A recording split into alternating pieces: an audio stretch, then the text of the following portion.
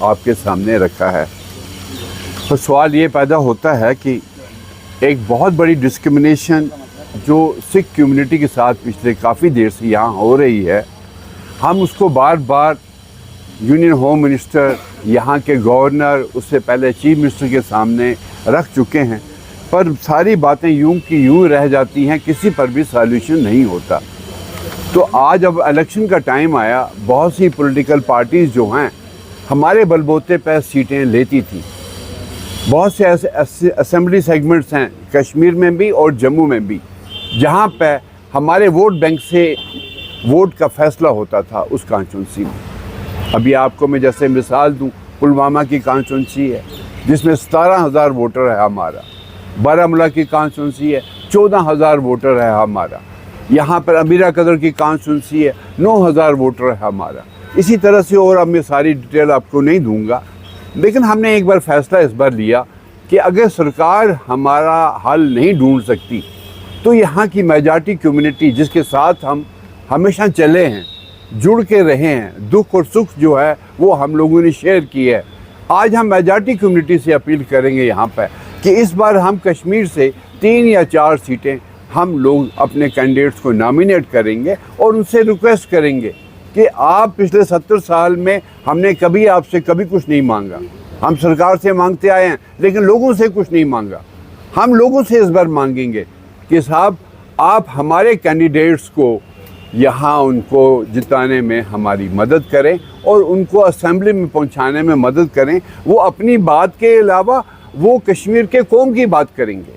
میں آپ سے جو ابھی ہم نے چند باتیں یہاں رکھی ہیں کہ ہمیں کشمیر میں اس وقت ایک اکنامیکل جو بہت کرائسس ہیں، جو ہمارا یوتھ ہے وہ ان امپلائڈ ہے اور کوئی ایسے جابس پیکیج یا ایسے ہمارے جو ریسورسز ہیں ان کے ذریعے ان کے لیے کوئی ایسا راستہ نہیں سرکار سامنے لا رہی ہے، پر ہم وہ بات رکھنا چاہتے ہیں۔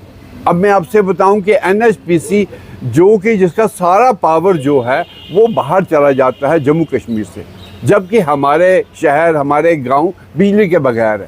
ہماری یہ ڈیمانڈ ہے کہ 50% کم سے کم NHPC جو پاور پروڈیوس کرتا ہے ہمارے ریسورسز پر، کشمیر کے ریسورسز پر، وہ کشمیر کو دیا جائے، کیونکہ یہ باتیں آج تک آپ کی سیاسی پارٹیاں نہیں اٹھاتی رہی ہیں، کیونکہ ان کو ہمیشہ ڈر رہا ہے کہ کہیں ان کی نوکری نہ چلی جائے، کیونکہ میں نہیں کہوں گا وہ کبھی الیکٹ ہو کے آتے تھے، ان کی نوکری جو ہے وہ اپوائنٹ ہوتی تھی، چاہے وہ NC تھا، PDP تھا، یہ ہمیشہ اپوائنٹ ہوئے، کانگریس بھی اپوائنٹ ہوئی، لیکن آج بھی کوشش کر رہے ہیں BJP والے بھی اپنے کسی آدمی کو اپوائنٹ کریں، لیکن وہ کشمیر کے لوگوں کی بات نہیں کریں گے۔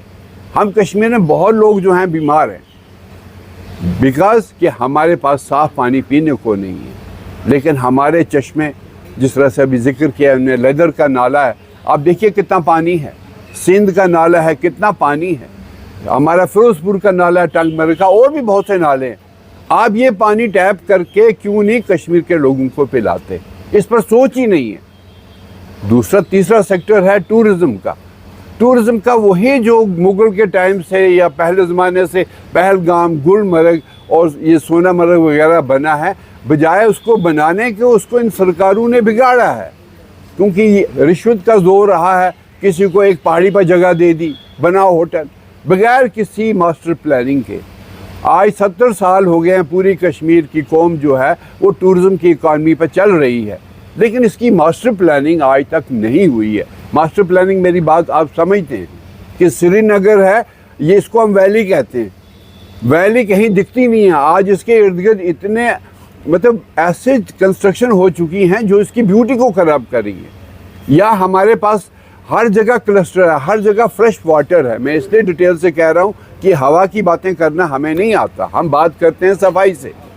اگر آپ کسی ایک ایریا کا کشمیر کا لے لیجئے، اگر وہاں ہمارے جس طرح انڈسٹریل پلاٹ دیتے ہیں، ہمارے نوجوان پڑھے لکھے لوگوں کو آپ لینڈ الاٹ کروائیے اور ان کو وہاں ٹورسٹ کلسٹر دیجئے، چھوٹے چھوٹے ٹورسٹ ہٹ بنوائیے۔